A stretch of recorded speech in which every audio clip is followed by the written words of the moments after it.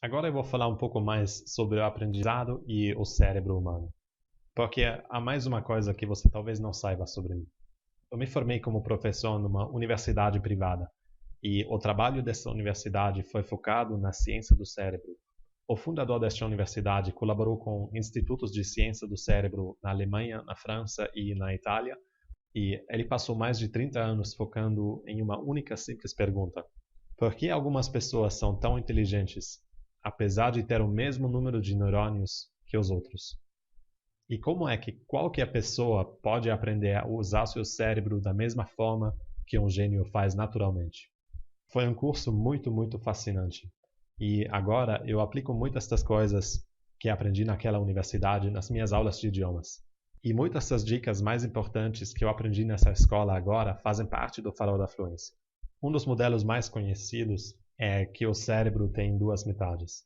E uma das coisas mais fascinantes que os cientistas descobriram ao longo das últimas décadas é o fato de que culturas diferentes utilizam diferentes partes dos seus cérebros. O exemplo mais simples são os dois lados do cérebro, o hemisfério direito e o hemisfério esquerdo. O lado esquerdo do nosso cérebro é responsável pelo pensamento lógico e analítico, passo a passo e com todos os detalhes. O lado direito do nosso cérebro é responsável pelo pensamento social, musical e artístico. E o lado direito também é responsável pela memória e para ver o big picture, o grande contexto das coisas, mas sem todos os detalhes. Os idiomas dos chineses, o mandarim, o Hokkien, etc., se baseiam principalmente na memorização. Eles têm que memorizar os tons, os caracteres Han e todas as palavras. Não existe muita lógica em termos de gramática.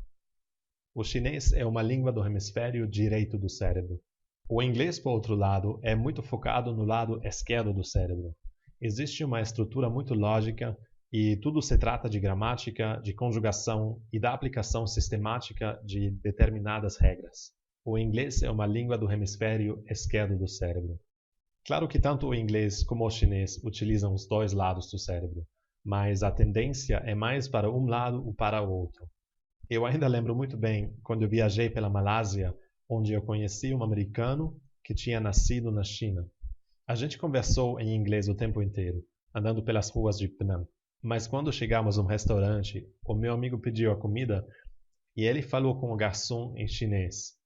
Só que neste exato momento aconteceu uma coisa fascinante. Quando ele trocou de idiomas, as expressões no rosto dele mudaram completamente. Ele até pareceu outra pessoa.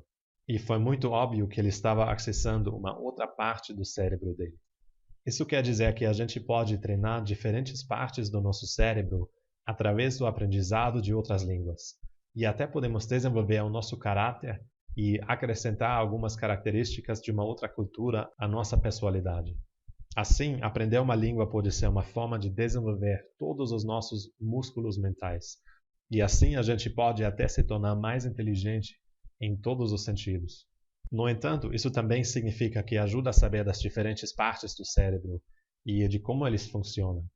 Isso pode tornar o aprendizado de um idioma muito mais fácil. Não se preocupe, eu vou compartilhar muitos destes segredos com você neste curso.